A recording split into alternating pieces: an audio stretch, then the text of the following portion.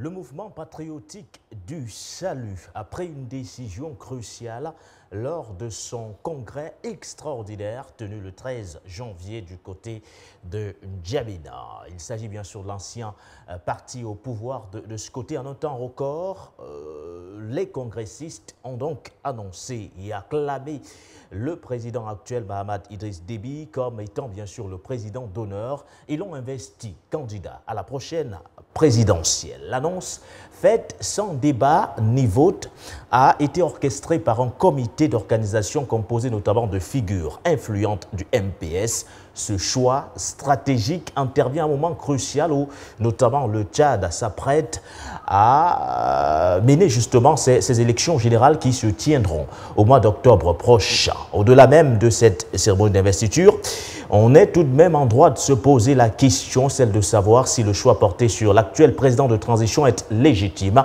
Un choix qui par contre, ou du moins qui entre en contradiction avec notamment les résolutions de l'Union africaine qui stipulent qu'aucun dirigeant de transition ne peut être candidat à une élection présidentielle. Nous en parlerons ce matin dans le cadre de cette émission de For You Bataille. L'actualité en Afrique centrale étant également marquée par cette volonté émise, notamment par la Guinée équatoriale qui préparerait donc son dossier d'adhésion au BRICS. Ce groupe constitué du Brésil, de la Russie, de l'Inde, de la Chine ou encore de l'Afrique du Sud. C'est l'essentiel à retenir bien sûr de l'audience accordée le 12 janvier dernier par le président Obiang Nguema Bazorgo à Awadon Melo, jusqu'ici considéré bien sûr comme étant le vice-président de l'Alliance internationale des BRICS, qui s'est donc rendu du côté de la Guinée équatoriale où on a également vu émerger plusieurs formes de projets structurants. Et si le statut de la Guinée équatoriale se confirmait, Malabo deviendrait donc, on va le dire, la plaque tournante des investissements des BRICS, notamment au sein de la sous-région Afrique centrale. Nous en parlons ce matin, aux côtés bien sûr de nos invités de ce matin. Le docteur Sango, qui est le consultant permanent de cette émission, est avec nous ce matin. Très bon début de semaine à vous, docteur, et bienvenue. Bienvenue et bonjour, monsieur Guéné. Bonjour, merci. Bonjour à la galaxie panafricaniste que j'ai encore le plaisir de retrouver ce matin. Docteur Sango, on rappelle qui est politologue internationaliste certifié en langue et culture camerounaise. Abdel Djilil Fadoul est également avec nous ce matin. Quand il faut parler du Tchad, c'est l'une des voix les mieux indiquées. Abdel Djilil Fadoul, c'est un plaisir pour nous de vous avoir ce matin. Bonjour à vous et très bon début de semaine. Bonjour à vous, M. Guéné. Bonjour à tous les téléspectateurs et téléspectatrices. Pardon. Bonjour, Dr Sango. Bonjour à tous ceux qui nous suivent de près et de loin. Merci de m'avoir aussi invité. C'est toujours un plaisir de prendre part aux thématiques non seulement tchadiennes, mais surtout africaines. Aux thématiques africaines, tchadiennes en particulier, avec notamment vous, Abdel Djilil Fadoul. On espère retrouver dans un très court instant Habib Boubacar Touré. Je pense qu'il est déjà avec nous. On va essayer peut-être de l'avoir dans un très court instant, le temps pour que la réalisation puisse y aller, ou du moins puisse permettre, faciliter justement l'interaction avec nos invités. Et de l'autre côté, en direct de Niamey ce matin, Habib Boubacar Touré est avec nous, également analyste politique en direct de Niamey. Et nous irons également du côté de la Suisse retrouver Talo Talo, qui est ingénieur des systèmes réseau, également conseiller panafricain. Vous l'avez suivi et vous étiez d'ailleurs, Dr Sango, l'un des invités de Bégoudé Madone il y a quelques heures seulement sur les antennes de For You Media Africa, parlant de l'investiture du président actuel du Tchad, le général Mahamat Idriss Déby, comme étant candidat, le candidat du MPS, l'ancien parti au pouvoir, celui de son père, qui a donc pris cette décision cruciale, celle de l'investir candidat à la prochaine présidentielle, ou du moins à la prochaine élection présidentielle. Est-ce qu'il fallait s'y attendre? Même si on le sait, cette décision prise va à l'encontre justement des résolutions de l'Union africaine qui interdisent à un président de transition justement d'être candidat à une présidentielle. Oui, monsieur Guéné, je pense que l'actualité tchadienne aujourd'hui est en train de nous montrer des scénarios qui étaient prévisibles et présents, parce que depuis que le maréchal Idriss Déby est tombé dans le champ de bataille, on a vu comment les choses se traçaient. On n'avait pas besoin d'avoir les yeux d'un politiste pour comprendre ce qui allait advenir. Donc aujourd'hui, avec l'investiture du président de transition Idriss Kaka, Déby fils, nous comprenons bel et bien que la volonté des puissances occidentales, voudrais-je dire, des pays comme la France et les États-Unis, est en train de s'accomplir. La volonté, n'est-ce pas, de consolider le système de la France-Afrique au Tchad est en train, n'est-ce pas, de s'opérationnaliser. Mais ce qui est un peu embêtant, c'est la cooptation d'un certain nombre de leaders qui, jusque-là, portaient, n'est-ce pas, les espoirs de la population tchadienne, mais aussi et surtout du courant panafricaniste. J'ai envie de parler ici du Premier ministre nouvellement nommé Success Masra, qui, au départ, incarnait l'opposition radicale, qui, au départ, donnait l'impression qu'il était le leader qui pouvait, n'est-ce pas, instaurer au Tchad cette transition que nous sommes toujours en train de souhaiter dans les pays africains. Donc aujourd'hui, on se rend bel et bien compte que Success Masra est un politicien qui n'est pas toujours aguerri aux intérêts du peuple, parce que j'ai toujours l'habitude de dire qu'en sciences politiques, il y a deux types d'acteurs politiques.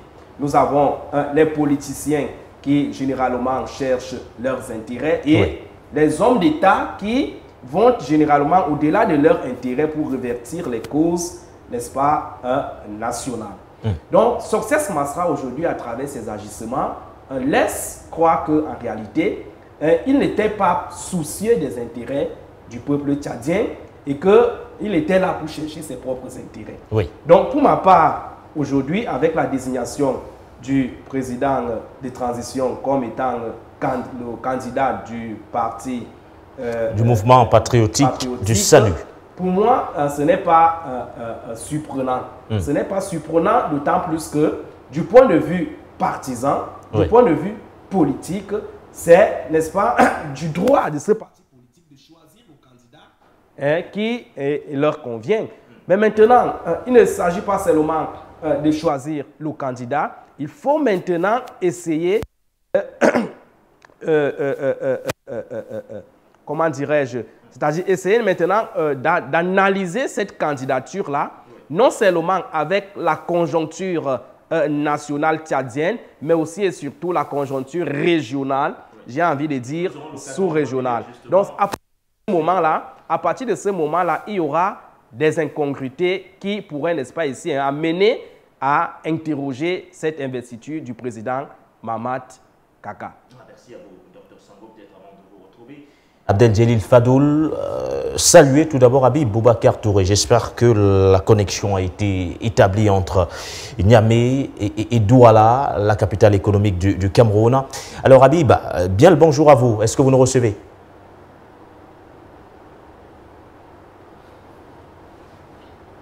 Retour vidéo, mais je vous entends quand même. Vous nous recevez. De toutes les façons, nous vous recevons. Nous allons tenter de résoudre rapidement ce problème d'image, ce problème de retour à votre niveau pour que vous puissiez également avoir un aperçu de ce qui se passe sur place, sur le plateau de For You Media Africa et certainement, Habib, apprécier les nouveaux locaux. Alors, Habib, d'entrée, vous avez suivi la sortie, du moins le congrès extraordinaire du mouvement patriotique du salut. C'était l'une des principales résolutions à l'issue du DENIS, le grand dialogue national inclusif et souverain organisé du côté du Tchad. Et je pense que c'était également l'une des paumes de discorde qui avait conduit aux violentes manifestations, celle du 20 octobre 2022.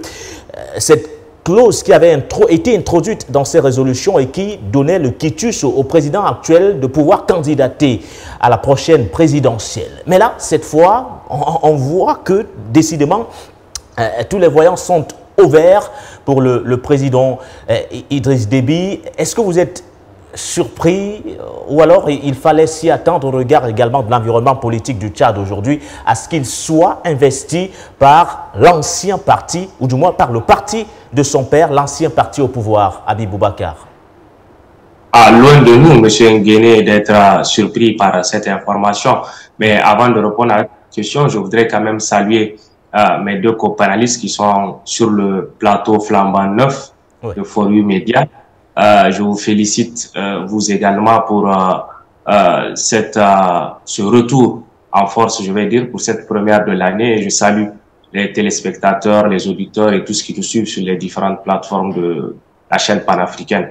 Je salue également votre technicien qui abattent un travail extraordinaire pour que tous les foyers africains de par le monde puissent recevoir la bonne information, les bonnes analyses que nous posons ici sur votre plateau.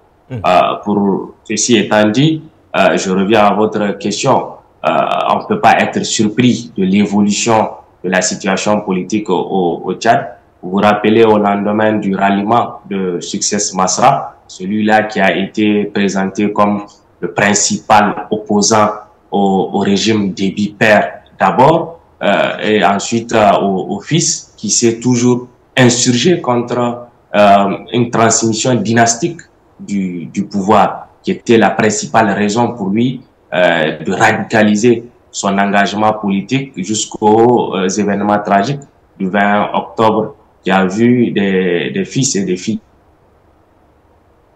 de ce même Mohamed Kaka qui avait demandé à ce que cette manifestation soit réprimandée. On a été étonné de voir que à l'issue, ça m'a préparé au Quai d'Orsay avec la mise en œuvre sous l'égide du CAEC et de son président, le président Tshisekedi, tour triomphal du fils prodige qui est venu reprendre la main et se transformer en politicien cette fois-ci et non en un homme d'État. Il a certainement manœuvré pour sa propre promotion politique. Je voudrais parler de Success Masra qui, à un moment donné, a représenté quand même l'espoir de la jeunesse tchadienne, mais au-delà même l'espoir de la jeunesse africaine pour que dorénavant nous puissions avoir un certain leadership serviteur au niveau du Tchad. Ce n'est pas le cas. Les gens se sont vite déchantés et lui, à l'occasion de ce deal, a décidé de rentrer ou du moins de prendre la tête du gouvernement tchadien, dit-il, servir du Tchadien. Mais en réalité, on savait que c'était des ambitions présidentielles qui étaient derrière. Lui était en mauvaise posture, il était obligé de négocier pour d'abord revenir au pays, ensuite se donner une chance de pouvoir participer à une élection que dès le départ lui avait cru qu'il fallait juste participer à une élection pour la gagner. Mais il s'est, je pense, rapidement désenchanté après cette décision du bureau politique du MPS qui vient aussi en quelque sorte lui couper l'herbe sous les pieds. Vous avez observé que dès son arrivée, il a décidé de mettre lui ses émoluments de Premier ministre au service des œuvres de charité pour le peuple tchadien. Je pense que cette décision qui couronne ou qui investit le président Kaka comme candidat du MPS à la prochaine élection présidentielle vient aussi pour dire que Success Masra est au service du président Mohamed Kaka et que tout ce qu'il aura entrepris dans le sens de l'amélioration des conditions de vie des Tchadiens est aussi permis par son patron qu'il a investi d'une mission. Donc, c'est peut-être le timing qui peut surprendre, mais on savait déjà que Mohamed Kaka devait être candidat du MPS et ensuite remporter les élections parce qu'il ne s'agit pas d'une élection, ça va être une mascarade comme ça a été le cas du référendum constitutionnel pour lequel on a observé tous comment ça s'est passé malgré le boycott d'une partie des Tchadiens, notamment ceux qui n'étaient pas du tout d'accord, une partie de la société civile et de l'opposition qui est restée encore opposante au régime de Mohamed. Merci à vous, Habib Boubacar Touré, d'ailleurs, pour ce premier jet sur la question. Et qu'en est-il de l'avis d'Abdel Djelil Fadoul? Alors, en tant que Tchadien, que représente cette désignation pour vous qui jouez d'ailleurs un rôle prépondérant pour cette transition? La transition en cours dans votre pays, même étant très loin, vous y accordez une importance capitale aujourd'hui. Alors, que vous inspire cette désignation portée justement par le MPS, le Mouvement Patriotique du Salut? Abdel Djelil Fadoul. Merci une fois de plus, M. Boudélé. Et je profite aussi, avant de répondre à votre question, aussi saluer mes co-panélistes visuels, c'est-à-dire ceux qui sont de l'autre côté. Oui. Et, vous savez, la désignation du président, le général Mohamed Idriss Déby, à la tête du parti, le MPS, oui. Comme l'on dit, ce n'est pas un acte surprenant. Oui.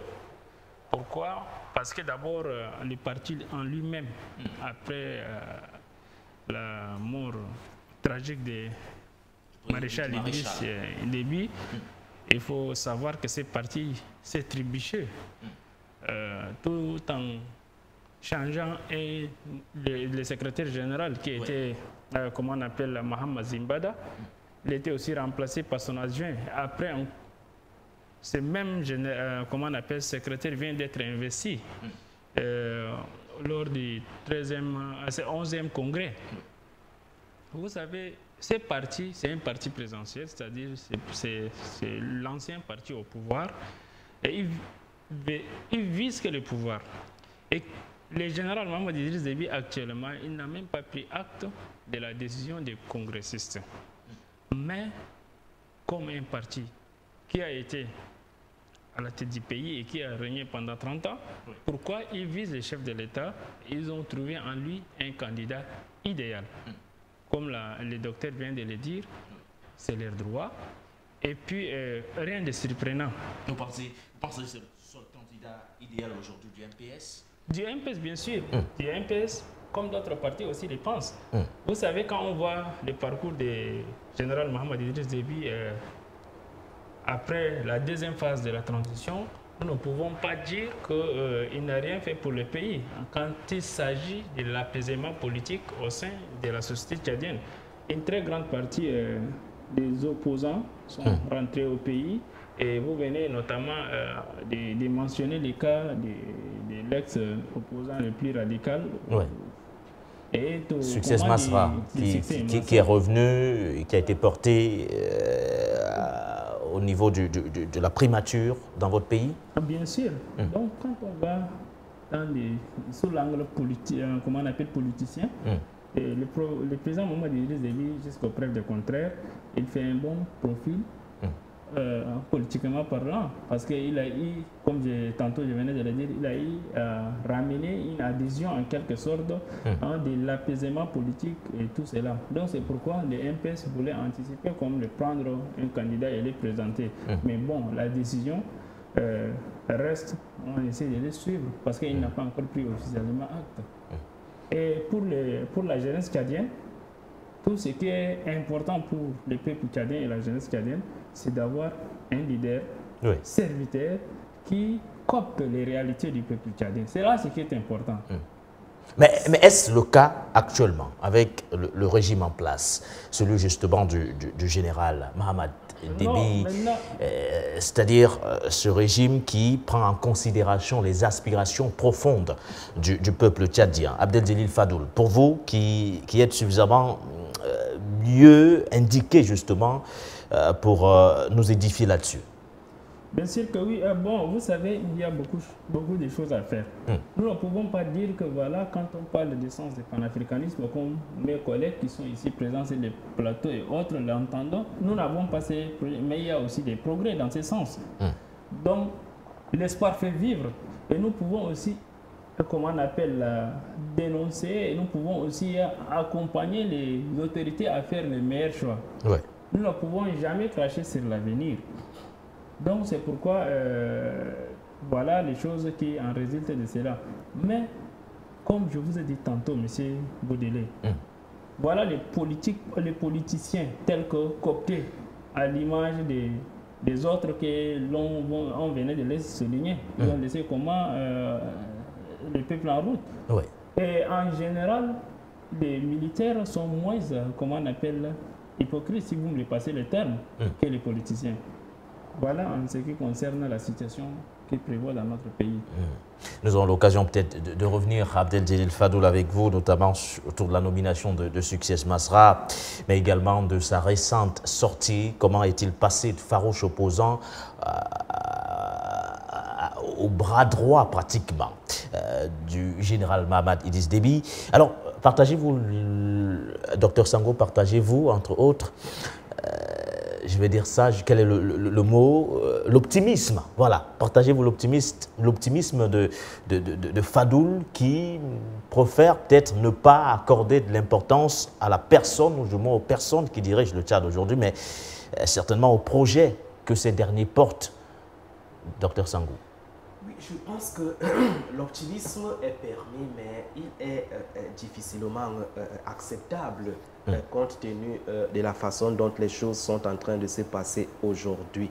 Parce que ce qui est en train de se passer aujourd'hui au Tchad, à travers l'investiture de Déby Kaka et la nomination de Masra comme Premier ministre, n'est rien d'autre que la résultante de la polarisation du champ politique tchadien autour, n'est-ce pas, de deux puissances, comme l'histoire de ce pays-là a toujours donné de voir. Aujourd'hui, on voit bel et bien que l'histoire du Tchad a toujours fonctionné entre, d'un côté, la France et de l'autre côté, les États-Unis. Si vous faites l'historiographie politique de ce pays-là, vous allez vous rendre bel et bien compte que les différents leaders qui se sont succédés à la tête du Tchad étaient soit portés par les États-Unis, soit portés par la France. On peut par exemple mettre en exergue Hissène Habré, qui était le flambant droit des États-Unis. On peut par exemple prendre Idriss Déby, qui était lui porté par la France-Afrique, c'est-à-dire la France. Et au fil du temps, voilà comment le champ politique tchadien a fonctionné et est encore en train de fonctionner aujourd'hui. Donc on voit que ce bicéphalisme à la tête du Tchad aujourd'hui est la résultante de ces deux puissances. Où nous avons Déby, fils, qui est l'élément de la France, et vous avez vu comment la France est investiguée après la mort du général Déby pour imposer Déby Kaka comme étant le leader légitime qui pouvait gérer la transition. Et de l'autre côté, nous avons l'élément Masra, qui est le bras séculier des Américains. Et cela peut se justifier d'ailleurs à travers, n'est-ce pas, ces attaques du 20 octobre. Juste après ces attaques-là, la direction, ces manifestations du 20 octobre, la direction qu'avait, n'est-ce pas, pris Success Masra, il n'est pas allé au Cameroun, il n'est pas allé en Angleterre, il a pris pour destination les États-Unis.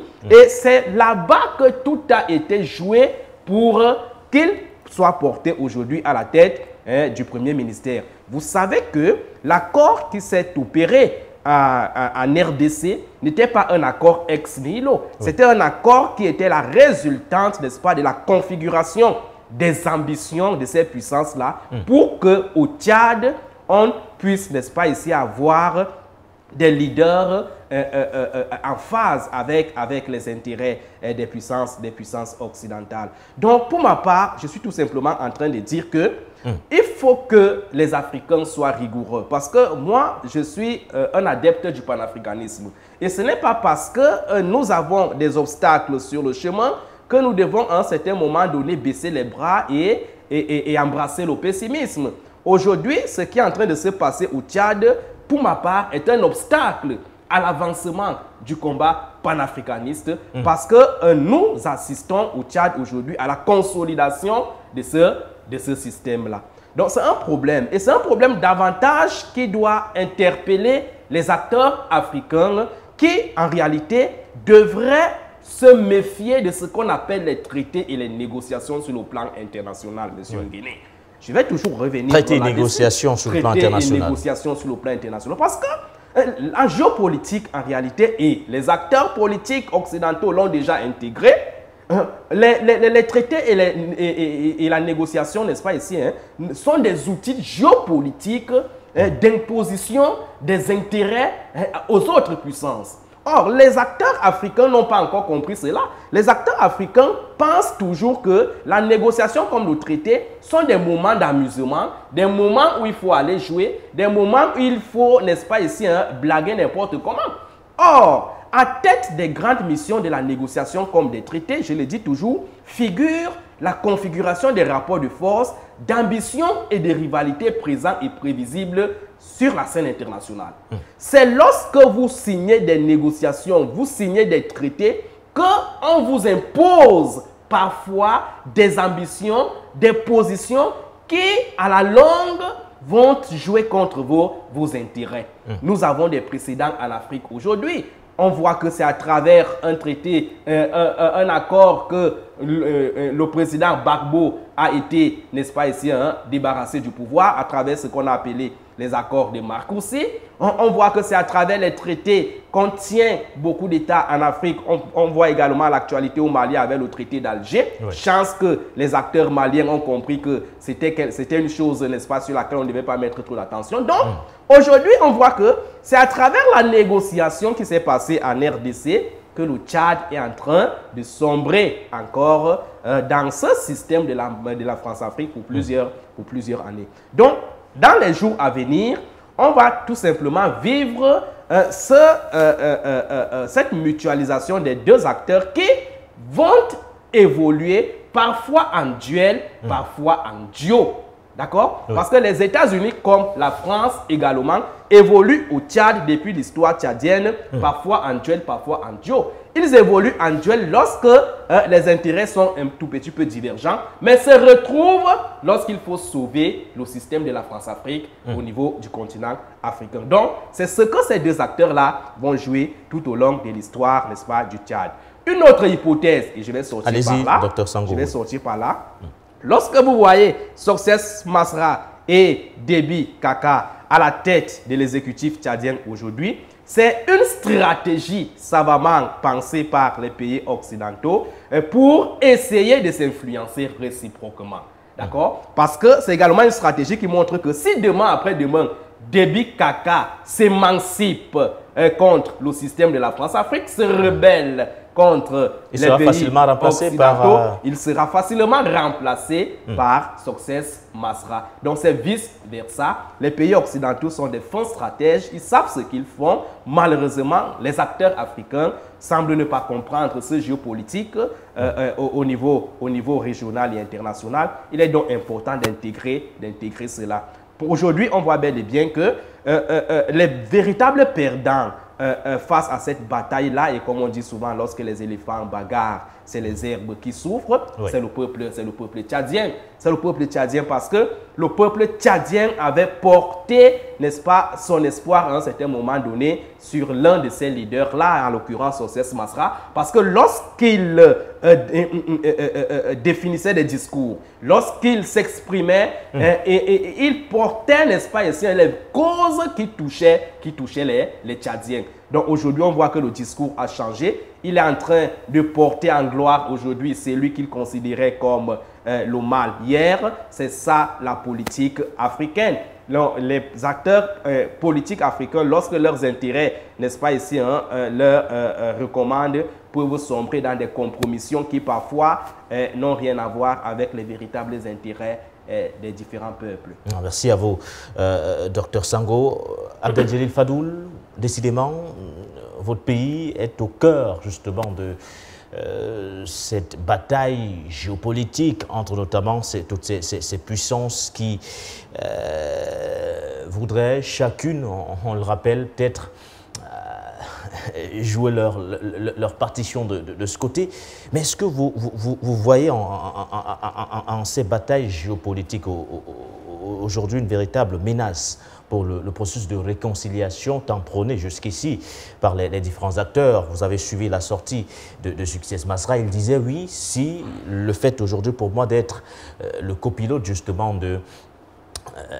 du général en place pouvait aider, ou du moins permettre aux Tchadiens de se réconcilier, tant mieux, c'est ça l'objectif suprême qui est recherché. Mais est-ce que cela pourrait suffire quand on sait que votre pays est le théâtre justement de toutes ces batailles géopolitiques, comme l'évoquait il y a quelques instants seulement le docteur Sango? Vous savez, le problème du Tchad, ça vient de loin. Ouais. Et quand on se penche sur l'histoire récente du peuple tchadien, d'abord, géographiquement, le Tchad est une zone de synthèse où il a ses doigts dans l'Afrique du Nord, tout comme dans l'Afrique subsaharienne. Cette position géographique du Tchad, à la fois pertinente, mais aussi un peu compliquée. C'est pourquoi le Tchad, quand on se réfère un peu à son histoire, n'a jamais été en tranquillité. Et c'est pourquoi aussi un terrain où, comment on appelle, les plus grandes puissances, à l'instar des États-Unis, de la Chine, de la France et autres, ont toujours un intérêt, surtout même des Moyen-Orient, ont toujours un intérêt à se focaliser au Tchad. Ça, ce n'est jamais été un secret pour personne. Mais dans tout cela, le peuple tchadien aussi aujourd'hui est averti. Parce que quand on voit dans les années 70, il y a eu toujours des transitions et ça a abouti à la guerre civile, ainsi de suite, ainsi de suite. Maintenant, c'est que la priorité du peuple tchadien est d'avoir une stabilité politique. Il faut que le peuple tchadien se stabilise, pas pour aller, comme on appelle, entrer et essayer de tirer certains pattes qui ne vont plus y retourner dans la chip et aller dans les désordres. D'abord, il faut la sécurité et la stabilité. Maintenant, s'il y a la sécurité, la stabilité, les choix politiques et jeux stratégiques du peuple tchadien doivent être déterminés par ce peuple. Maintenant, la question, qui est ce leader qui portera ces choix et comment, de manière intelligible et intelligente? On ne peut pas aujourd'hui accuser directement le général Mohamed Idriss Déby, il est inféodé à la France. Ou alors Succès Masra comme étant, le bras séculier des États-Unis. On ne peut pas les accuser d'entrer. On peut les accuser d'une manière et d'une autre. Il faut les accuser intelligemment. Comment on les accuse intelligemment, Abdel Djelil Fadoul, en revenant justement sur les points de vue divergents sur ce plateau avec le docteur Sango. Je vais évoquer la dernière analyse de M. Sango. Oui. On a mis le Premier ministre peut-être contrôler le président en cas où il cherche à basculer. Au cas où il chercherait à rompre avec la France-Afrique, il serait facilement remplacé. Il y a quelque chose de très intéressant quand on essaie de pousser la réflexion dans ce qu'il dit. Oui. Pourquoi ne pas mettre le président Mohamed pour contrôler Succès Masra de se basculer? Donc, et si c'était le cas, messieurs? Tout porte à croire que le peuple sahélien croit beaucoup plus à dans quoi? le leadership des militaires. C'est aujourd'hui, quand on essaie de voir, on croit beaucoup plus dans le leadership des militaires que le leadership des politiques quand il s'agit de la conquête de la souveraineté. Vous avez parlé d'accuser les dirigeants en place intelligemment. Ça renvoie à quoi quand vous le dites, Abdel Djelil Fadoul? Parce que depuis son arrivée, depuis sa prise de fonction, il y a les critiques qui fusent de toutes parts, parlant justement du général. On le qualifie du pion de la France-Afrique. On l'a vu du moins la responsabilité du gouvernement tchadien n'est pas écartée dans les manifestations du 20 octobre dernier, tout comme la responsabilité également du Parti des transformateurs, incarné ou du moins représenté par Succès Masra. On voit deux dirigeants qui sont au cœur d'une véritable controverse aujourd'hui. Mais quand vous dites qu'il faudrait les accuser intelligemment, ça renvoie à quoi précisément, Abdel Djelil Fadoul? Merci, c'est une question intelligible. Vous savez, aujourd'hui, quand on regarde dans le passé, on n'avait pas soutenu nos dirigeants. Aujourd'hui, on les plaire. Parce que le fait de servir le peuple, aujourd'hui, c'est aussi un risque. C'est un risque pour sa propre vie, c'est un risque pour sa politique, c'est un risque pour le servir. Donc, il faut essayer de concilier les peuples. Si du moment où le leader qui est en place et au fait désigne de prendre les risques pour aller vraiment défendre nos intérêts, nous la jeunesse, nous la population, doit dénicher cette volonté politique pour pouvoir l'appuyer et l'accompagner et n'est pas l'étouffer tout simplement parce qu'il vient d'arriver ou son père était président ou il est enfeuillé à la France et tout ça. Cela ne donne pas des garanties à nos dirigeants de faire plus. Pour vous, il faudrait soutenir les dirigeants actuels, même s'ils sont les pions de la France-Afrique, même s'ils sont des bras séculiers des États-Unis. Pour vous, il faut les soutenir au-delà de toute chose, Abdel Fadoul? Non, monsieur Nguele, avec tout le respect que je vous donne, n'essayez pas de m'arracher des réponses. Non, je n'essaye pas. Je voudrais juste que les téléspectateurs comprennent. En tout cas, monsieur, il faut leur accorder les bénéfices du doute. Il faut les juger selon les actes. Et non selon, comment on appelle, a priori, voilà, il est infodé à la France. Oui. Quand on essaie de voir, quand le général Mohamed Idriss Déby essayait de ramener à la raison l'ambassadeur de l'Allemagne, où étaient les panafricanistes. Quand le général Mohamed Idriss Déby dit qu'il faut, le Tchad est surtout jaloux de sa souveraineté, où étaient les panafricanistes. Quand le général Mohamed Idriss Déby était jeune et était au terrain pour défendre l'intégrité, la souveraineté du Mali, au prix de sa vie, où étaient les journalistes ou bien où étaient les panafricanistes. Ces éléments peuvent nous amener à les motiver davantage pour s'inscrire pleinement comme nous l'entendons. Ils ne sont pas suffisamment soutenus? On ne les soutient pas assez, nous les journalistes et autres? Ou du moins certains actes qu'ils posent passent inaperçus, Abdel Fadoul? Non, je n'ai jamais dit cela, mais il y a aussi des critiques, je vois aussi à sa personne démesurées.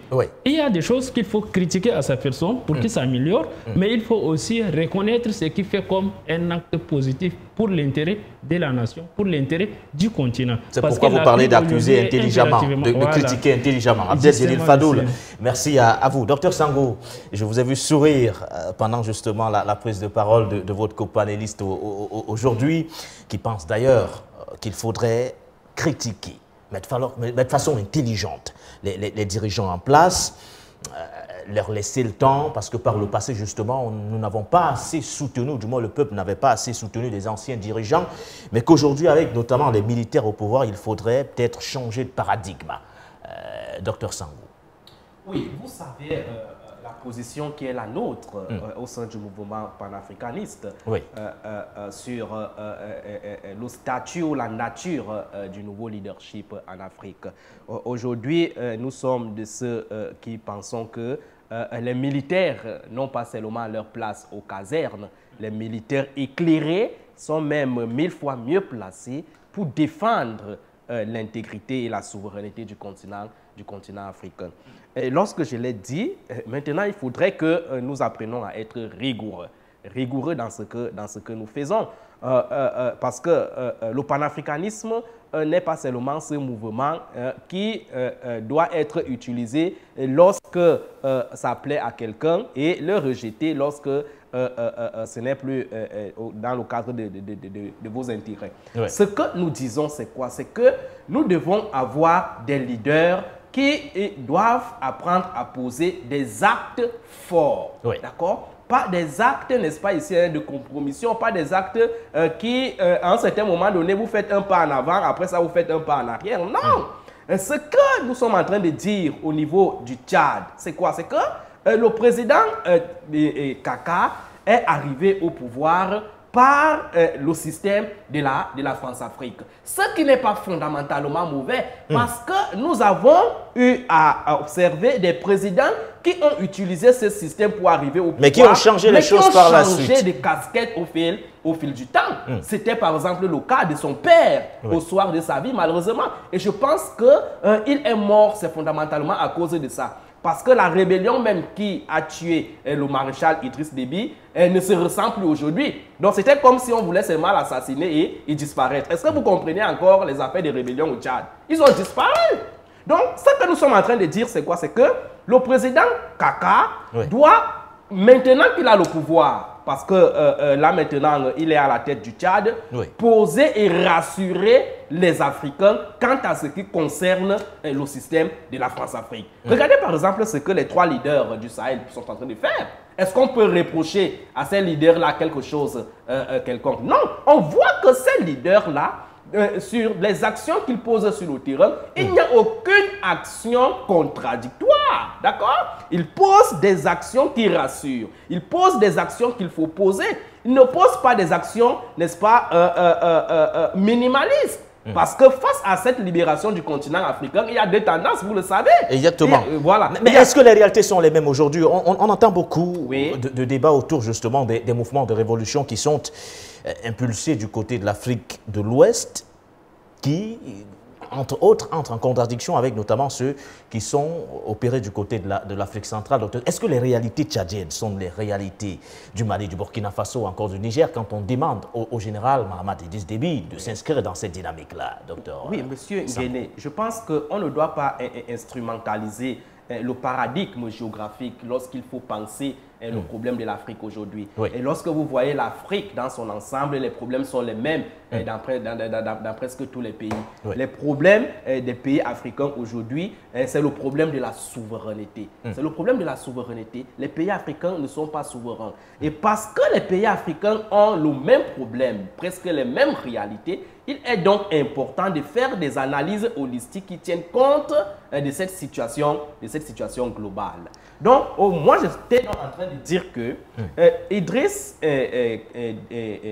Mahamat, fils aujourd'hui, du côté du Tchad, a encore les possibilités, d'accord, de se rattraper, les possibilités de retourner sa veste, les possibilités de travailler, les possibilités, n'est-ce pas, essayer d'ancrer sa source de légitimité au niveau du peuple.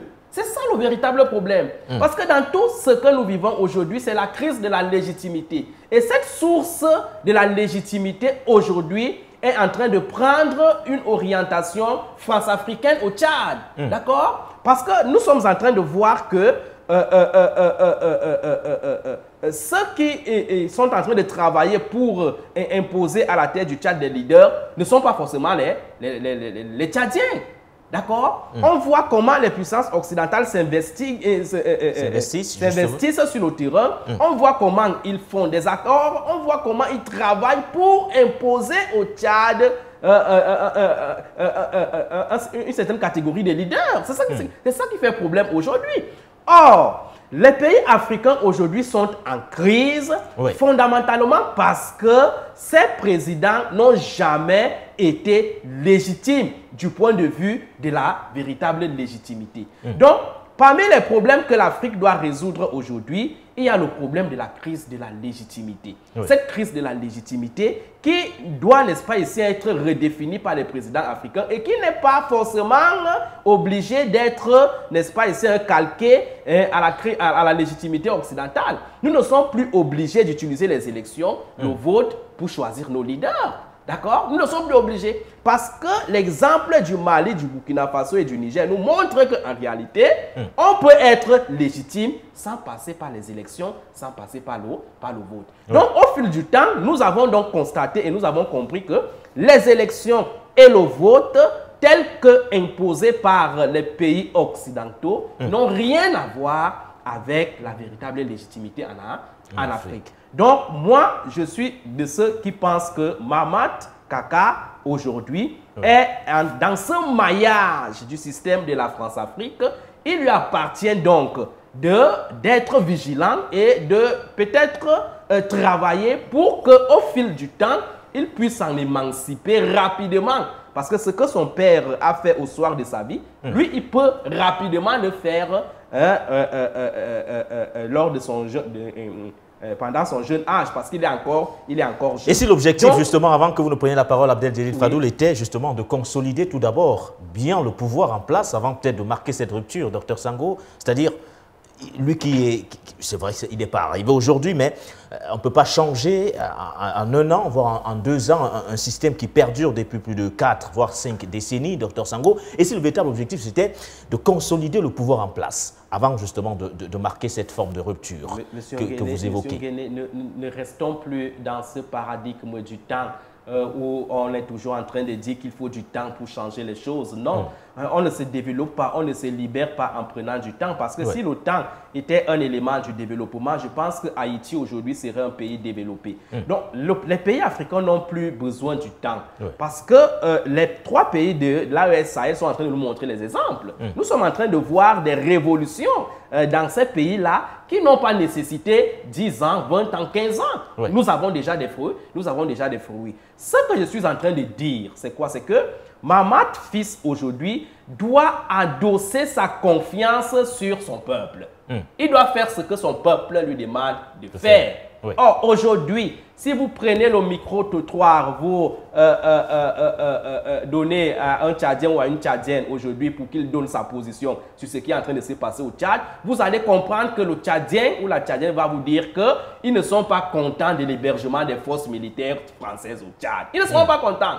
Le Tchadien ou la Tchadienne va te dire qu'ils ne sont pas contents du franc CFA. Ils vont te dire qu'ils ne sont pas contents, n'est-ce pas, de la violation de la souveraineté du Tchad. Voilà les éléments.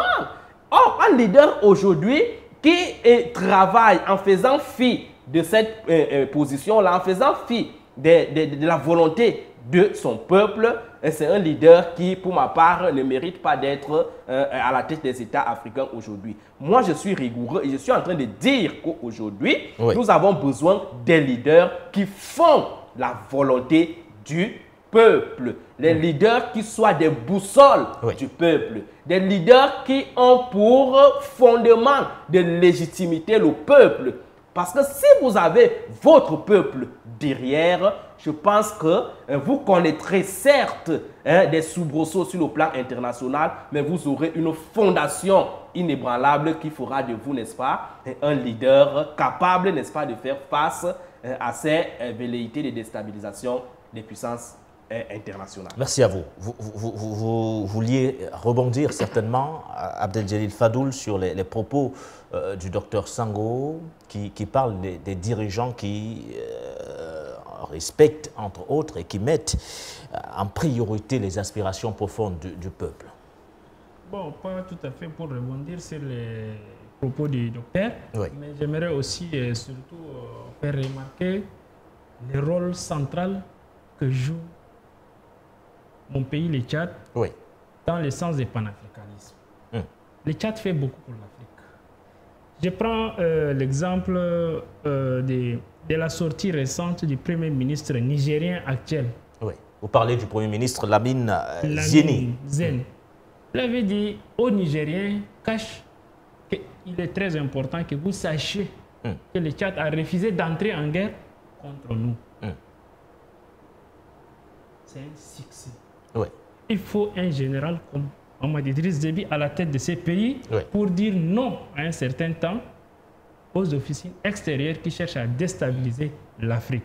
Et vous le dites en tenant compte justement de la position stratégique du Tchad vis-à-vis du Niger, parce que s'il faudrait d'une façon ou d'une autre, ou du moins s'il fallait mettre en exécution ce fameux projet de déstabilisation via notamment cette intervention militaire, le Tchad aurait joué un rôle central. Mais ce n'a pas été le cas. Ça n'a pas été le cas et le Tchad a toujours œuvré pour la stabilité de l'Afrique. Quand on voit aussi l'intervention du Tchad, comment on appelle au Mali, et etc. Le Tchad a fait beaucoup et est en train de faire. Mais tout ce qui importe, quand je fais à certaines critiques que je trouve illégitimes, démodérées et démesurées, c'est de focaliser que sur la base française, comment on appelle l'implantation des bases françaises au Tchad, et puis les francs CFA qui nous étranglent en Afrique centrale, tout, pas que c'est seulement le Tchad qui nous étrangle, mais c'est un combat de longue haleine. On doit les pousser petit à petit jusqu'à la porte de sortie. Pour vous, ces actes qui sont posés, on devait beaucoup plus les mettre en avant. On devait les mettre en avant, on devait les valoriser, on doit aussi l'obtenir, chercher à obtenir ce qui en suivra, comme vous venez de le dire. Maintenant, ce qui est là, d'une part, je vois aussi certains, comment on appelle, c'est toujours aussi c'est au profit des impérialistes, d'essayer d'étouffer et d'étrangler la communication et de chercher à faire, comment on appelle, invisibiliser certains combats de nos dirigeants qui cherchent à dire certains, à un moment donné non et tout ça, les mélanger tous comme des vassaux. Et c'est là aussi, comment on appelle, c'est dans leur intérêt. Donc, c'est très important d'apporter, comment on appelle, d'amener cette précision et de mettre un accent particulier sur ces genres de positions. Et peut-être pour sortir, Abdel-Djelil Fadoul, à quoi doit-on s'attendre justement dans les tout prochains jours, voire les tout prochains mois? C'est vrai que la réponse du général Mahamat Idriss Déby reste attendue. Il a été investi, mais il n'a toujours pas réagi suite justement à cet appel lancé par les congressistes, parlant justement du mouvement patriotique du salut, qui, à l'issue donc de son congrès extraordinaire tenu le week-end dernier du côté de Djamida, a décidé de porter la candidature du général à la prochaine présidentielle. Sa réponse reste attendue, mais à quoi on pourrait justement s'attendre dans les tout prochains mois du côté du Tchad? On rappelle rapidement les événements de ces derniers jours dans votre pays. La médiation portée justement par le président Félix Antoine Tshisekedi en tant que facilitateur de la CEAC pour un retour au pays de Succès Masra qui revient, qui fume le calumet de la paix avec le régime en place, le dirigeant en place. Succès Masra qui est porté à la tête justement de la primature, désormais Premier ministre de votre pays. Par la suite, on a ce congrès et cette désignation du général pour la prochaine présidentielle, une désignation qui entre en droite ligne avec notamment les résolutions du grand dialogue national inclusif et souverain. Alors, à quoi doit-on s'attendre parlant justement de ces échéances, celles notamment des élections générales prévues au mois d'octobre 2024 du côté du Tchad? Ok, une fois de plus aussi, merci. Vous savez, le peuple tchadien, de sa manière, s'est assis et discuté lors du dialogue national inclusif et arrêté certaines résolutions pour se pencher vers son avenir. Oui. Maintenant, lors de cette assise, on avait permis à tout Tchadien, Tchadienne de se candidater et s'il a des aspirations et un projet pour le pays, aucun obstacle va l'arrêter. Il peut se préparer d'avance. Maintenant, en ce qui concerne les institutions internationales, sont dans leurs droits. Autre, mais la souveraineté entre les peuples, entre les mains des peuples. C'est pourquoi quand aujourd'hui on voit aussi les cas de Mali, de Burkina et tout cela, si ces résolutions des organisations sous-régionales allaient s'imposer, peut-être les pays ne seront pas aujourd'hui là où ils sont. C'est pourquoi, par le combat des panafricanistes et autres, le peuple a dit non. C'est toujours la souveraineté entre les peuples. Donc, pour vous dire que tout Tchadien, que ce soit général Mohamed Idriss Déby, que ce soit Succès Masra, que ce soit un autre, tout Tchadien a le droit de se, comment on appelle, positionner comme candidat ou non. Ça dépend des Tchadiens. Maintenant, en ce qui concerne cette décision des congressistes des MPS, et ça dépend. C'est un choix merement politique et ils ont aussi leurs droits. Et le général Mohamed Déby, il lui reste à décider s'il pense qu'il peut faire encore plus pour le peuple tchadien parce que le combat aussi est lourd. Et il a aussi fait ses preuves quand il s'agit de l'apaisement politique, du climat politique. Il a fait rallier un bon nombre de politico-militaires et des opposants. Il a pris des actes forts quand même ces derniers mois avec les grâces présidentielles qui ont été prises vis-à-vis justement de certains anciens rebelles du côté du Tchad.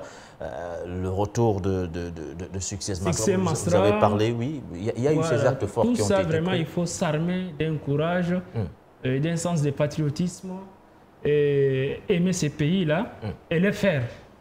Et donc, il aura aussi une réponse à faire parce que ce n'est pas un combat facile, comme je venais de le dire. Et bon, on essaie de voir ce qui en suivra. Mais surtout que nous ne pouvons en aucun cas perdre de vue la stabilité, l'intérêt et le développement de notre peuple tchadien. Stabilité, développement du Tchad, mais surtout réconciliation, Dr Sango. Nous en sommes encore loin pour vous, compte tenu de l'enchaînement de tous ces événements? Oui, Monsieur Nguéné, je pense que Je n'ai pas, je n'ai pas un reproche particulier à faire sur les actions de la réconciliation, les actions de la paix et que les Tchadiens sont en train de faire aujourd'hui du côté de leur pays. Sauf que, parce que je reviens souvent là-dessus, sauf que en réalité, lorsqu'on parle de la réconciliation, lorsqu'on parle de la paix, on ne doit pas toujours penser que la paix, c'est seulement l'absence de guerre, l'absence des armes. Non. On doit apprendre à construire en Afrique la paix dans le long terme. On ne doit pas toujours chercher à poser des actions qui, 1 an après ou 2 ans après, vont toujours nous reconduire vers les mêmes causes. Lorsque vous voyez les causes de l'insécurité en Afrique, lorsque vous voyez les causes de la discorde des Africains à l'intérieur de leur pays, vous vous rendez bel et bien compte que la cause est au niveau de la répartition des richesses, de la redistribution des richesses. Et pourquoi est-ce qu'il y a donc cette discointance au niveau de la reproduction des richesses à l'intérieur des États? C'est parce que les États africains sur le plan international ne jouissent pas de leur souveraineté qui leur permet de disposer de leurs ressources naturelles et de leurs matières premières librement sur le marché international. Voilà le problème. Alors, dire donc vouloir résoudre le problème de la paix à l'intérieur des pays africains aujourd'hui ne consisterait pas seulement à faire ces accords sur le plan interne. Il faut poser des actions radicales qui vont chercher à résoudre le problème au niveau de sa cause épicentrique. Et la cause épicentrique donc des problèmes africains aujourd'hui, c'est le problème de la souveraineté sur le plan international. Vous convenez avec moi? Comment donc faire pour revertir, pour prendre cette souveraineté-là sur le plan international? On a donc besoin des leaders, des acteurs qui disent non au système de la France-Afrique. Parce que la France-Afrique, c'est un système de colonisation, c'est un système de néocolonisation, un système impérialiste qui vous empêche, n'est-ce pas, de disposer de vous-même, qui vous empêche de définir vos monnaies, qui vous empêche, n'est-ce pas, de jouir de vos matières premières et de vos ressources naturelles, qui vous empêche de définir votre système politique, qui vous empêche de choisir vos leaders vous-même. Donc, moi, je pense que c'est à ce niveau qu'il faut orienter le combat, qu'il faut orienter les actions. Donc, les actions au niveau national, pour ma part, seraient des actions superficielles, superflues et même superfétatoires qui ne vont pas résoudre le problème dans la dynamique du temps long. Moi, je suis de ceux qui travaillent pour que l'Afrique soit à l'abri de cette déstabilisation-là dans un long terme. On ne doit plus revivre ces soubresauts-là un an après, un an après. Non, posons des actions qui vont nous prémunir contre ces détracteurs, contre ces voleurs internationaux qui travaillent quotidiennement pour faire de l'Afrique, n'est-ce pas, leur moteur, n'est-ce pas, ici, capable de faire fonctionner leur industrie. Donc voilà comment moi je vois le problème au niveau africain. Ces réformes que nous faisons au niveau national, là, pour ma part, sont des réformes, n'est-ce pas, ici, résiduelles.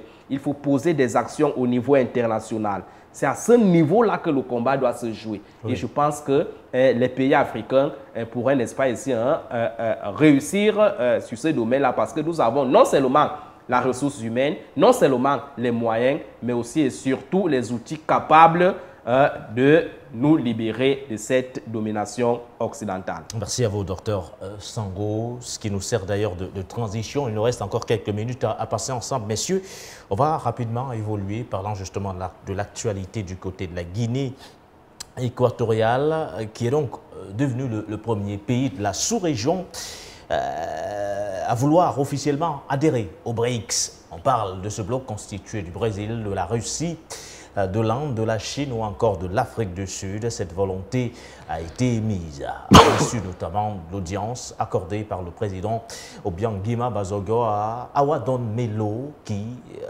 porte bien sûr, la voix de l'Alliance internationale des BRICS en tant que vice-président, ceci au terme d'une audience prévue justement, du moins tenue le 12 janvier dernier du côté de Malabo. Il en ressort donc peut-être, Dr Sango, vous allez réagir le premier sur la thématique. Malabo voudrait plus que jamais adhérer aux BRICS. Un projet réaliste pour vous, parlant justement de cette volonté qui a été mise quand on se souvient surtout que le 1er janvier dernier, le groupe officiellement s'est élargi avec notamment l'arrivée d'autres pays du continent africain. On parle de l'Éthiopie, on parle de l'Égypte qui ont rejoint justement le club des 5 aux côtés d'autres mastodontes comme l'Arabie Saoudite. Oui, au-delà, n'est-ce pas, du réalisme, je pense qu'il y a également du pragmatisme. Du pragmatisme parce qu'aujourd'hui, lorsque vous faites des statistiques et des analyses au niveau d'un certain nombre de domaines, vous vous rendez bel et bien compte que ce serait, n'est-ce pas, ici maladroit de ne pas faire et compter avec les BRICS aujourd'hui sur le plan international. Parce que les BRICS, lorsque vous faites l'analyse et la comparaison, vous arrivez à la conclusion que c'est le produit intérieur brut largement supérieur aux pays du G7.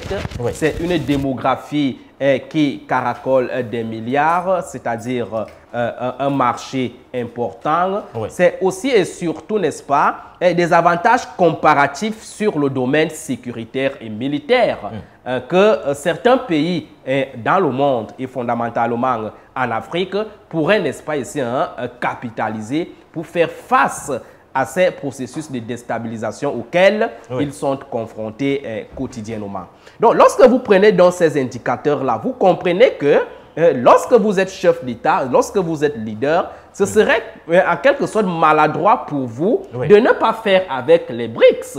Donc, pour quelqu'un qui voudrait mettre son pays dans la dynamique de la croissance, dans la dynamique de la sécurisation contre le terrorisme, devrait fondamentalement faire avec les BRICS. C'est une très bonne chose que la Guinée équatoriale vient de faire parce que la Guinée équatoriale est en train de comprendre se prépare à faire. Se prépare à faire. Justement se prépare à faire parce que c'est une action qui montre son intention à adhérer à cette organisation-là. Monsieur Nguéné, l'avenir, c'est avec les BRICS. Le présent et l'avenir, c'est avec les BRICS. Nous sommes aujourd'hui en train de vivre sur le plan international la défractation des pôles de centralité où ceux qui étaient des véritables patrons hier, qui définissaient le système international hier sont en train de basculer. Le monde est en train de basculer du pôle d'ouest à l'est. Donc aujourd'hui, nous avons les nouveaux acteurs sur le plan international qui vont définir et dicter l'ordre mondial. Oui. Donc, moi, je pense que la Guinée équatoriale vient de montrer son intention qui reste très bonne. Il faudrait que les autres pays de la sous-région, et c'est même en cela qu'on peut un tout petit peu déplorer l'attitude, n'est-ce pas, des pays africains qui, face à une situation internationale, cherchent toujours à évoluer en vase clos. Ça nous rappelle par exemple l'affaire des accords de partenariat économique où on a vu comment le Cameroun était parti sans toutefois consulter ses pairs de la CEMAC. C'est la même chose que nous vivons aujourd'hui.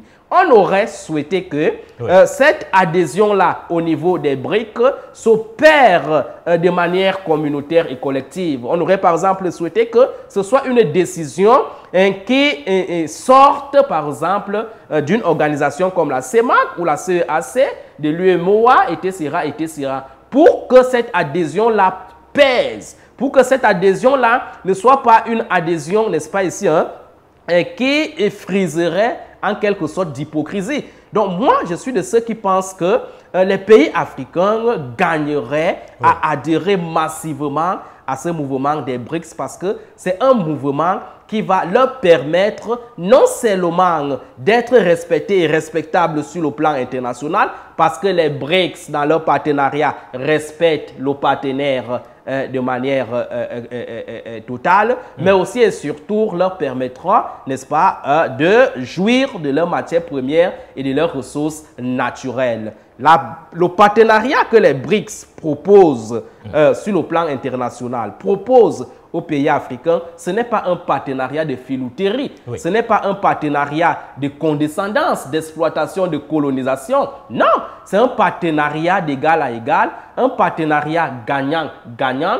qui permet à chaque partenaire, n'est-ce pas, de bénéficier quelque chose sur le plan international. Donc, en tant que tel, vous voyez que ce serait une bonne chose si les pays africains, les 54 pays africains même pour ma part, parce que ce serait une bonne chose si tout le continent africain adhère à ce mouvement-là qui aujourd'hui semble être le moteur du fonctionnement des relations internationales. Parce que si les BRICS deviennent aujourd'hui une entité forte en termes d'adhésion, ces BRICS-là vont redéfinir et travailler pour reformer le système international. Vous savez que nos institutions internationales aujourd'hui sont devenues désuètes. C'est des institutions qui ne sont plus adaptées à la réalité internationale. Donc aujourd'hui, si on donne ce pouvoir aux BRICS, si on renforce le mouvement des BRICS en termes d'adhésion, ce mouvement-là pourra, n'est-ce pas, ici permettre que ces institutions internationales se reforment, se redéfinissent pour les adapter à la nouvelle réalité. Regardez comment nous sommes en train de vivre, par exemple, les multiples crises à travers le monde. C'est l'échec patent, n'est-ce pas, de cette organisation qu'on appelle les Nations Unies. J'ai envie de parler de cette crise qui fait l'actualité encore aujourd'hui, cette crise israélo-palestinienne. Vous allez vous rendre compte que du point de vue historique, c'est une crise qui est née 2 à 3 ans seulement après la création des Nations Unies, qui avait reçu parmi l'un de ses objectifs la sécurisation et le maintien de la paix au niveau international. Vous voyez donc que les Nations Unies ont entretenu la crise israélo-palestinienne. Les Nations Unies ne sont pas parvenues à éradiquer ou alors à résoudre ce conflit israélo-palestinien. C'est donc l'un des indicateurs pour ma part qui montre que les Nations Unies ont lamentablement échoué et qu'il serait important qu'on remplace cette organisation-là par une autre organisation au même titre qu'on l'avait fait avec la SDN. Pour que cela advienne, pour que cela arrive, vous convenez avec moi que ce n'est pas à travers ces pays occidentaux que cela pourra, n'est-ce pas ici,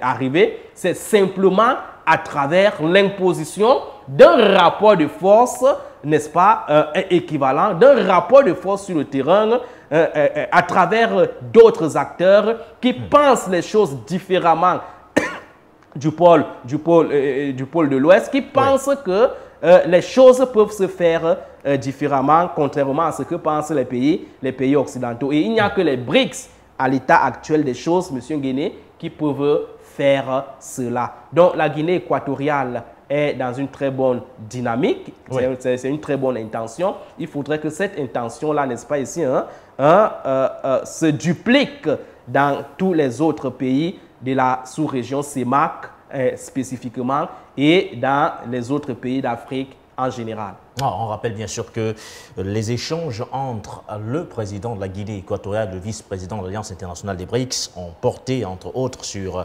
bon nombre de projets communs envisagés justement entre l'Alliance et la Guinée équatoriale. On rappelle par exemple que l'Alliance internationale des BRICS assure l'industrialisation du continent via notamment des projets pharaoniques tels que la maîtrise de l'énergie nucléaire, la sécurisation des territoires par la mise en orbite notamment des satellites typiquement africains et la réalisation d'infrastructures interconnexion. Awadon Melo a aussi parlé notamment de la création d'une société de distribution de carburant russe à destination notamment des pays africains. Cette société comprendrait des producteurs d'hydrocarbures russes et des sociétés équato-guinéennes de pétrole et aurait donc pour but de rapprocher le coût de carburant dans les stations service, du moins dans les stations d'essence africaines et celui notamment des stations russes. Aujourd'hui, au cœur de cet échange, Dr Sango, plusieurs projets structurants, de grands projets au cœur justement de cette audience accordée le 12 janvier dernier par le président équato-guinéen Awadon Milo en image, le vice-président de l'Alliance internationale des BRICS.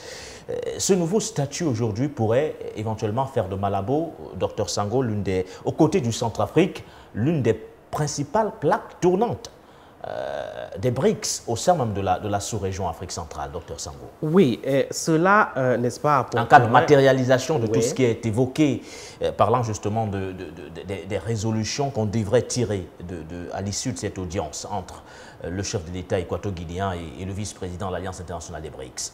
Oui, en cas d'adhésion de la Guinée équatoriale au sein de ce mouvement-là, il y aura sans doute une panoplie d'avantages, d'avantages qui pourront, n'est-ce pas, en résulter, parmi lesquels, par exemple, la sécurisation, n'est-ce pas, de la Guinée équatoriale sur le plan international. Vous savez qu'aujourd'hui, cette Guinée équatoriale-là est victime des soubresauts judiciaires de la part des pays comme la France, qui de temps en temps pose le problème des mal acquis, des biens mal acquis, pose le problème, n'est-ce pas, de la spoliation des biens de l'État équato-guinéen. Donc, aujourd'hui, on voit bel et bien que, si la Guinée équatoriale intègre, par exemple, le mouvement des BRICS, il serait très difficile pour ce pays de la France de faire et de continuer dans cette dynamique de condescendance. Autre chose, la Guinée équatoriale va également gagner au niveau économique. Oui. Vous venez de citer un certain nombre de projets que la Russie, qui semble être le porte-étendard de ce mouvement-là, est en train de préparer et de proposer à ce pays qu'on appelle la Guinée équatoriale. N'oubliez pas que la Guinée équatoriale est également un pays producteur de pétrole. Et lorsqu'on parle du pétrole dans le monde, la Russie occupe une position fondamentale dans ce domaine-là. Donc, ce serait un avantage comparatif que la Russie pourra mettre à la disposition, ou alors les BRICS pourront mettre à la disposition de la Guinée équatoriale pour que cette Guinée équatoriale-là puisse également jouir de la plus-value de cette ressource naturelle. Parce que lorsque vous faites l'analyse des ressources naturelles de la Guinée équatoriale, il n'y a que le pétrole. La Guinée équatoriale s'est transformée aujourd'hui, c'est fondamentalement à cause de la manne pétrolière. Oui. Donc, il sera important de maximiser dans cette activité-là pour que ce pays-là puisse davantage capitaliser la plus-value. Autre chose également, la Guinée équatoriale va gagner, n'est-ce pas, sur le plan sécuritaire. Vous savez que les pays africains, de manière globale aujourd'hui, sont victimes par ce que nous appelons le terrorisme. Ce terrorisme-là qui n'est pas, pour ma part, une création ex nihilo. Vous savez que le terrorisme aujourd'hui, c'est quelque chose qui est entretenu, qui est créé. C'est un constructivisme de la part des puissances occidentales qui l'utilisent pour influencer et déstabiliser les États à travers le monde qui généralement ne posent pas leur point de vue sur un certain nombre d'éléments. Donc, en faisant avec les BRICS, la Guinée équatoriale va acquérir une capacité sécuritaire qui va lui permettre, n'est-ce pas, de faire face aux velléités de déstabilisation des puissances occidentales. Autre chose également, la Guinée équatoriale, en adhérant au BRIC, va, n'est-ce pas ici, acquérir un marché prépondérant parce que vous savez que les BRICS, c'est des milliards de populations. On parle en termes de milliards parce qu'à l'intérieur de cette organisation, nous avons un pays comme la Chine et nous avons éventuellement un pays comme l'Inde qui est aussi en train de vouloir adhérer au sein de cette organisation. Donc, en termes de marché sur le plan économique, c'est un espace important qui peut permettre à un pays tiers, important, un marché important également. Tout à fait. À un pays X africain de vendre ses produits, d'ouvrir son produit à un marché qui pourra, n'est-ce pas ici, lui ravitailler, n'est-ce pas, en termes, n'est-ce pas, de produits, mais aussi et surtout acheter ces produits sur le plan international. Donc, il y a plusieurs choses à gagner lorsqu'on est membre d'une organisation comme les BRICS. Les pays africains aujourd'hui ne doivent plus réfléchir sur cette question-là. Ils doivent adhérer à cette organisation parce que, comme j'ai l'habitude de le dire, c'est une organisation du présent et de l'avenir sur le plan international. Nous avons d'un côté le Centrafrique, Dr Sango, certainement nous allons sortir par là, et de l'autre côté, la Guinée équatoriale. Quelles implications pour la sous-région aujourd'hui, parlant justement des dynamiques qui sont impulsées aujourd'hui dans ces pays? Le Centrafrique n'est plus à démontrer, l'engagement du professeur Faustin Archange Touadéra. On parle également de la Guinée équatoriale qui de plus en plus reste ouverte donc à une coopération avec la Fédération de Russie. On a évoqué justement ces grands projets, ces projets structurants visant entre autres à assurer la transition énergétique vers les véhicules hybrides par exemple, mais aussi parlant justement de ce qui est recherché aujourd'hui, on parle de la création d'un institut d'études stratégiques des BRICS en Afrique, qui serait basé du côté de Malabo. Ici, justement, cet institut voit le jour. Il fera office d'un siège central de l'Alliance internationale sur le continent et pourrait justement alors abriter les sommets des BRICS. Revenant justement sur le dernier abrité par le continent africain, c'était du côté de l'Afrique du Sud. Alors, quelles implications sur le plan sous-régional? On va sortir de l'émission par cette question. Oui, M. Nguéné, c'est vrai qu'on aurait souhaité que cette adhésion-là se fasse de manière globale, que tous les pays de l'Afrique centrale puissent adhérer de manière collective à cette organisation-là. Mais rien n'est perdu jusqu'ici.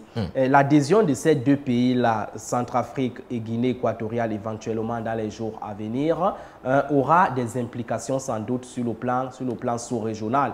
Sur le plan sous-régional parce que ça va permettre, n'est-ce pas ici, de reconfigurer un certain nombre d'actions et d'influences sur le plan sous-régional. Parce que en implantant par exemple cet institut de sécurité, par exemple en Guinée équatoriale dans les jours à venir, ce qui est sûr... Un institut d'études stratégiques des BRICS. Effectivement. Ce qui est sûr, cet institut-là va influencer les autres pays de la sous-région parce que généralement, éventuellement, on aura les citoyens, par exemple, camerounais qui pourront aller se former là-bas, les citoyens gabonais et même congolais qui pourront éventuellement aller se former là-bas. Donc, il y aura des influences significatives sur le plan régional.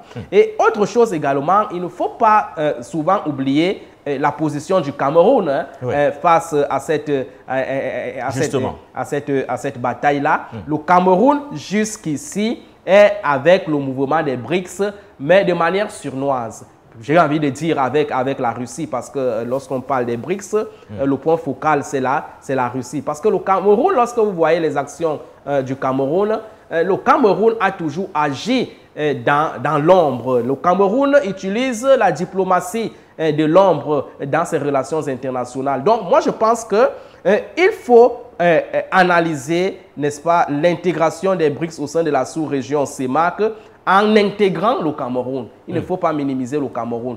Donc, il faut déjà commencer par lire Cameroun, Guinée équatoriale et Centrafrique dans l'analyse de cette situation-là. Donc, les implications seront retentissantes, les implications seront positives. Ça va permettre à ces pays-là d'avoir une arme importante pour contrecarrer le système de la France-Afrique.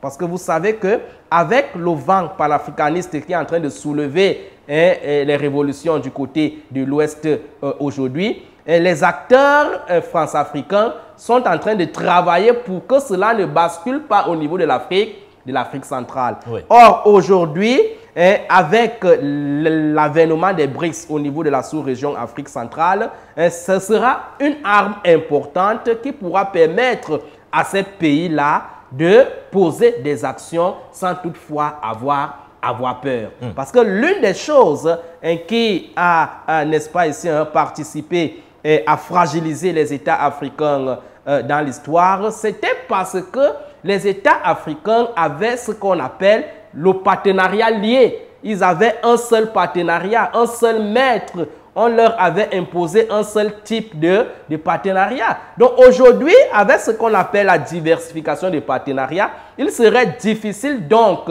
pour un partenaire, fut-il classique maître à l'époque, de déstabiliser un État parce que ce dernier s'est rebellé, ce dernier a décidé de voir les choses autrement. Donc ce sera une arme qui viendra faire ce qu'on appelle le contrepoids sur le plan géopolitique, qui va permettre à ces États de poser des actions de souveraineté, des actions de développement, sans toutefois avoir peur que demain, après-demain, ils pourront être frappés par les coups d'État, par des révolutions et par des assassinats politiques.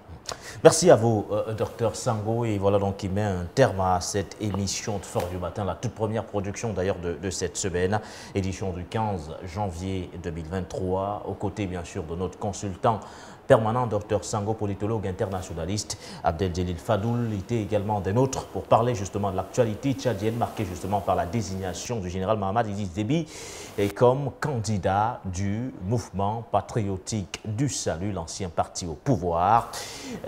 Également, ce matin, nous étions accompagnés, ou du moins aux côtés d'Habib Boubacar Touré, analyste politique, pour sa brève intervention. Je pense qu'on aura l'occasion de se retrouver très prochainement lors d'autres éditions, ou du moins d'autres émissions dans le cadre de cette matinale informative. On ne saurait terminer sans toutefois vous remercier, amis téléspectateurs, auditeurs, nombreux téléauditeurs pour ceux qui nous prennent chaque matin en relais sur nos différentes plateformes numériques. À la grande équipe de la réalisation, portez-vous bien, vos programmes se poursuivent sur For You Media Africa.